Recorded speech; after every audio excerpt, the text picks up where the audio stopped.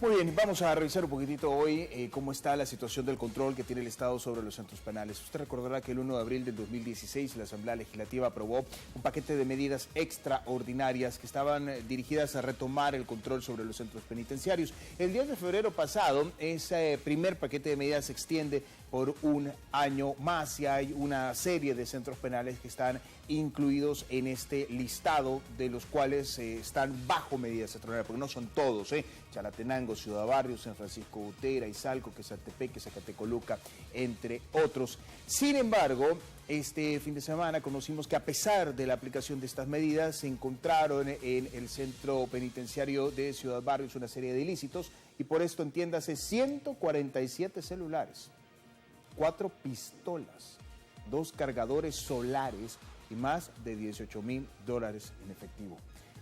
¿Cómo y para qué? Esas son las preguntas que se están en este momento incluyendo dentro de otra serie en el proceso de investigación. De eso hablamos hoy a profundidad y tenemos una nota para poner el tema en perspectiva. En los últimos días, el Centro Penal de Ciudad Barrios en San Miguel ha permanecido bajo la lupa de las autoridades.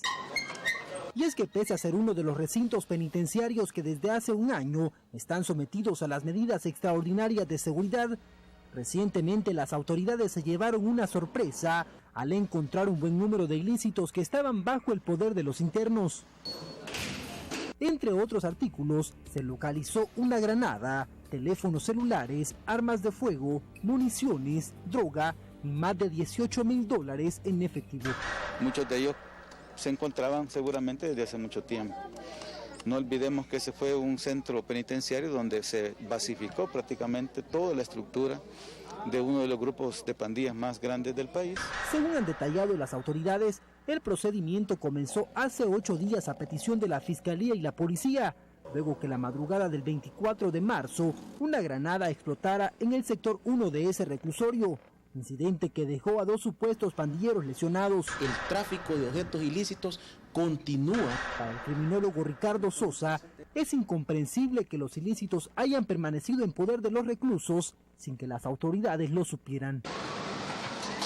Posiblemente algunos de estos objetos que se han encontrado tenían más de un año de estar ahí, yo no lo dudo, pero ¿qué pasa con el sistema de inteligencia que tiene que estar operando en un penal de máxima seguridad? Ricardo Sosa asegura que lo detectado en el penal de Ciudad Barrios deja al descubierto la vulnerabilidad que todavía persiste en el sistema penitenciario del país. Yo lo que veo es que realmente hay una falta de supervisión y control sobre el personal de centros penales que elabora específicamente en ese centro penitenciario. Tras los hallazgos, la Dirección General de Centros Penales ha destituido de su cargo a quien fungía como director del recinto, mientras que más de 40 custodios han sido reubicados. Las autoridades han confirmado que ya se inició una investigación rigurosa para detectar cuándo y cómo los ilícitos habrían sido ingresados al penal. Roberto Cardosa, TCS Noticias. Y este caso no ha pasado desapercibido tampoco a nivel de la comisión en la Asamblea Legislativa, que fue la que recién aprobó en un dictamen favorable, que luego fue ratificado en el Pleno, la extensión por un año más de las medidas extraordinarias. Esto opinan los diputados. Es decepcionante realmente. Es la opinión del diputado arenero Mauricio Vargas sobre los hallazgos en el Centro Penal de Ciudad Barrios. Considera que es preocupante que un buen número de ilícitos haya sido localizado al interior de un penal sometido a un régimen especial. No es posible realmente que aparezcan aparatos satelitales, armas, dinero, cargadores y una cantidad de cosas que definitivamente es una decepción, y se les pidió que por favor hiciesen una revisión puntual de las acciones que se están realizando en los penales y continuamos con más de lo mismo. Fue en abril de 2016 cuando la Asamblea Legislativa aprobó un pliego de medidas extraordinarias enfocadas principalmente a cortar toda comunicación desde los centros penales a fin de reducir los niveles de violencia en el país. En febrero de este año los diputados acordaron extender esas medidas por 12 meses más. En ese sentido, algunos legisladores dicen que es lamentable que pese a los esfuerzos el sistema penitenciario continúe siendo vulnerable. Es preocupante partiendo de la premisa que los centros son para rehabilitar. No es posible que estén ocurriendo, aún con las medidas extraordinarias establecidas acá en la Asamblea Legislativa, este tipo de situaciones.